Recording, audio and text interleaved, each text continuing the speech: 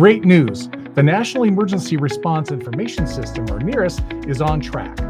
Set to replace the INFIR system, NERIS is not just an update, but an entirely new emergency response information system designed to consolidate industry standards and transform the fire service's relationship with data. Game-changing for the industry, fire and emergency services will now have unprecedented access to their data.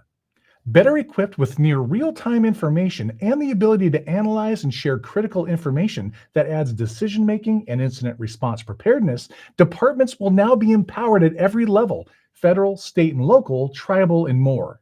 Which means it will continue to evolve and improve over time to ensure the industry has what it needs to document and keep up with new and evolving threats.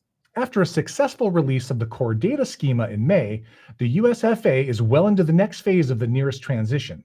The current focus covers three important areas, including the NERIS beta launch, the core beta API launch, and the draft secondary schema release. So here's what you need to know.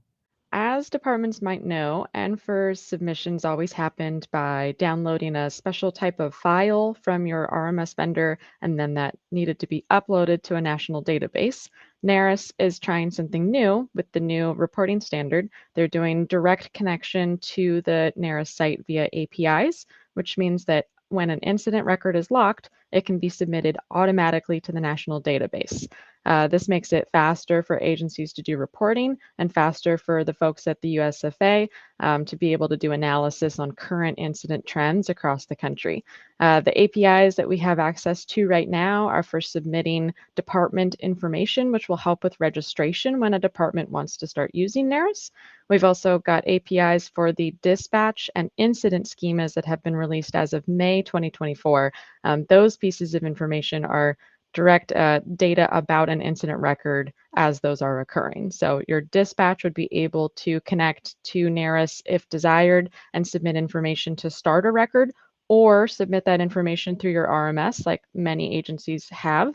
And then the incident schema with that is connected from RMS to NERIS or through the NERIS portal if you're going to use USFA's application as well.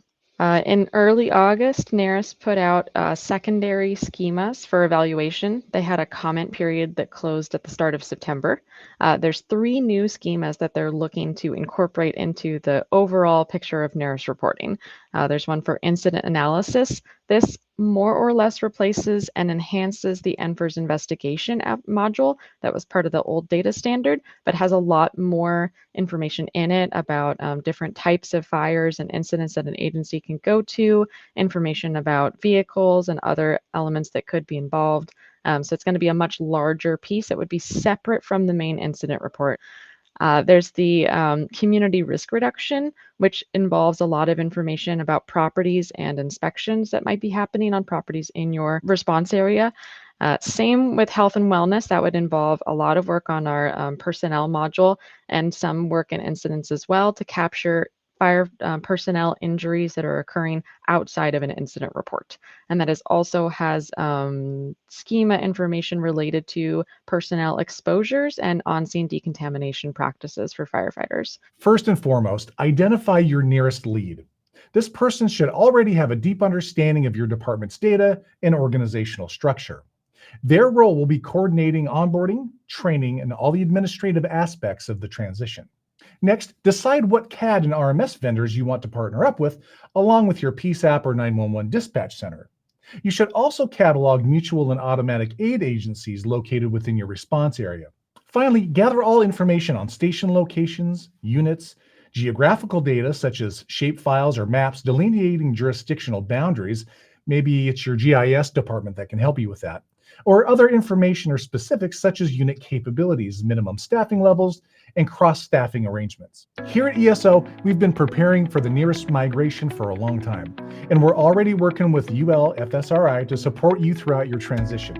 From onboarding to helping you collect the required data for reporting needs, we'll be here throughout every step of the process to ensure you have the best possible NERIS experience. For more information or to learn more about NERIS, go to eso.com/fire.